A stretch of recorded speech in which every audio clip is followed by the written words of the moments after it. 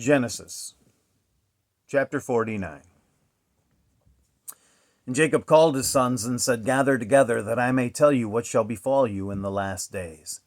Gather together and hear, you sons of Jacob, and listen to Israel your father. Reuben, you are my firstborn, my might and the beginning of my strength, the excellency of dignity and the excellency of power. Unstable as water, you shall not excel, because you went up to your father's bed. Then you defiled it. He went up to my couch. Simeon and Levi are brothers. Instruments of cruelty are in their dwelling place. Let not my soul enter their council. Let not my honor be united to their assembly. For in their anger they slew a man, and in their self-will they hamstrung an ox. Cursed be their anger, for it is fierce, and their wrath, for it is cruel. I will divide them in Jacob and scatter them in Israel.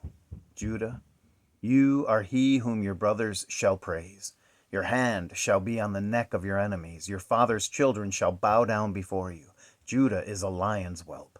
From the prey, my son, you have gone up. He bows down, he lies down as a lion, and as a lion, who shall rouse him? The scepter shall not depart from Judah, nor a lawgiver from between his feet, until Shiloh comes. And to him shall be the obedience of the people, binding his donkey to the vine, and his donkey's colt to the choice vine. He washed his garments in wine, and his clothes in the blood of grapes. His eyes are darker than wine, and his teeth whiter than milk. Zebulun shall dwell by the haven of the sea. He shall become a haven for ships, and his border shall adjoin Sidon. Issachar is a strong donkey, lying down between two burdens.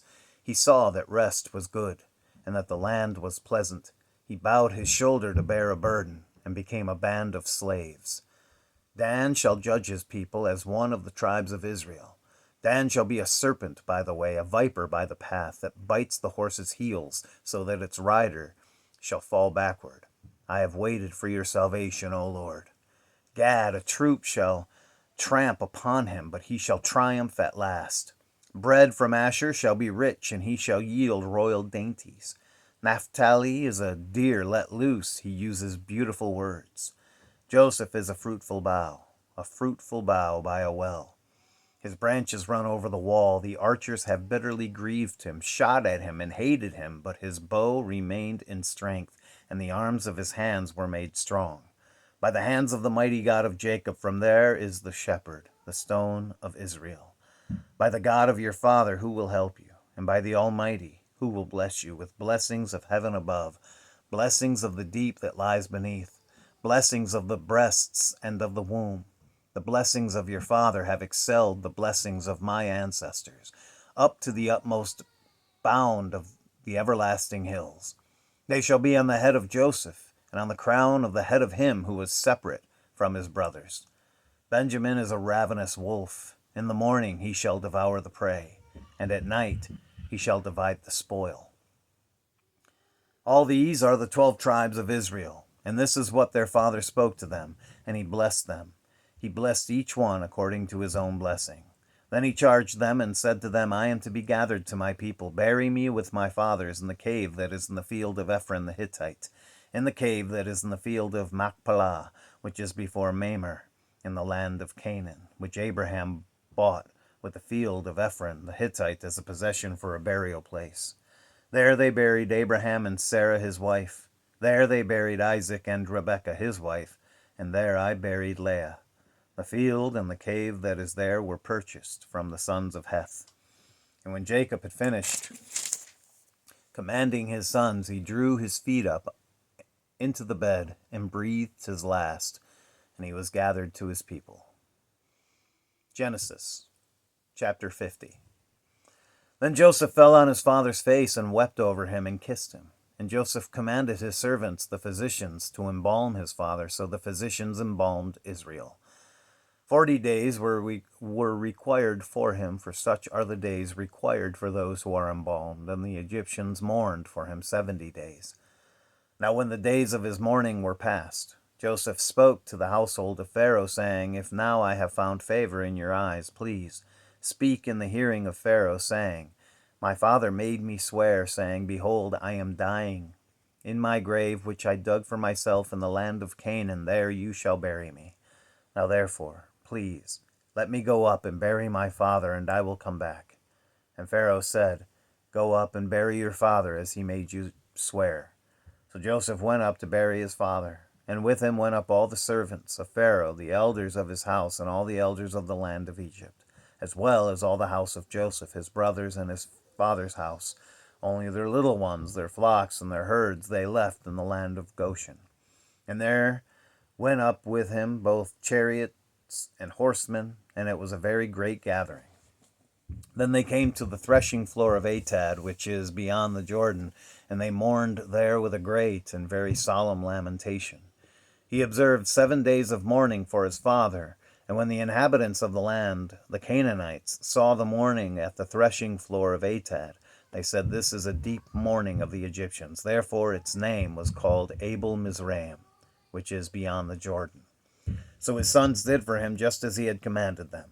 For his sons carried him to the land of Canaan, and buried him in the cave of the field of Machpelah before Mamre, which Abraham bought with the field from Ephron the Hittite as property for a burial place. And after he had buried his father, Joseph returned to Egypt, he and his brothers and all who went up with him to bury his father. When Joseph's brothers saw that their father was dead, they said, Perhaps Joseph will hate us, and may actually repay us for all the evil which we did to him. So they sent messengers to Joseph, saying, Before your father died, he commanded, saying, Thus you shall say to Joseph, I beg you, please, forgive the trespass of your brothers and their sin, for they did evil to you. Now please, forgive the trespass of the servants of the God of your father. And Joseph wept when they spoke to him. Then his brothers also went and fell down before his face, and they said, Behold, we are your servants. Joseph said to them, Do not be afraid, for am I in the place of God? But as for you, you meant evil against me, but God meant it for good, in order to bring it about as it is this day, to save many people alive. Now therefore, do not be afraid. I will provide for you and your little ones. And he comforted them and spoke kindly to them. So Joseph dwelt in Egypt, he and his father's household. And Joseph lived 110 years. Joseph saw Ephraim's children to the third generation. The children of Machir, the son of Manasseh, were also brought up on Joseph's knees. And Joseph said to his brethren, I am dying, but God will surely visit you and bring you out of this land to the land of which he swore to Abraham, to Isaac, and to Jacob. Then Joseph took an oath from the children of Israel, saying, God will surely visit you, and you shall carry up my bones from here. So Joseph died, being 110 years old, and they embalmed him, and he was put in a coffin in Egypt. Exodus chapter 1. Now these are the names of the children of Israel who came to Egypt. Each man and his household came with Jacob: Reuben, Simeon, Levi, and Judah; Issachar, Zebulun, and Benjamin; Dan, Naphtali, Gad, and Asher. All those who were descendants of Jacob were 70 persons, for Joseph was in Egypt already.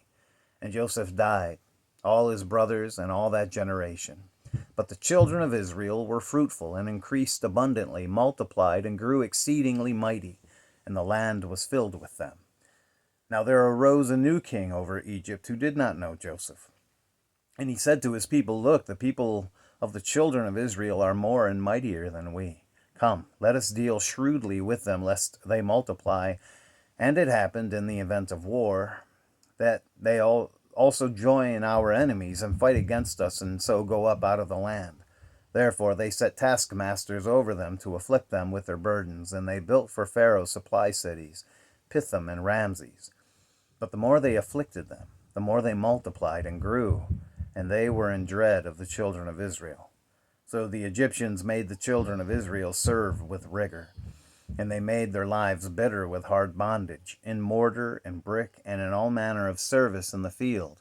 All their service in which they made them serve was with rigor. Then the king of Egypt spoke to the Hebrew midwives, of whom the name of one was Shiphrah, and the name of the other Puah. And he said, when you do the duties of a midwife for the Hebrew women, and see them on the birth stools, if it is a son, then you shall kill him. But if it is a daughter, then she shall live. But the midwives feared God, and did not do as the king of Egypt commanded them, but saved the male children alive.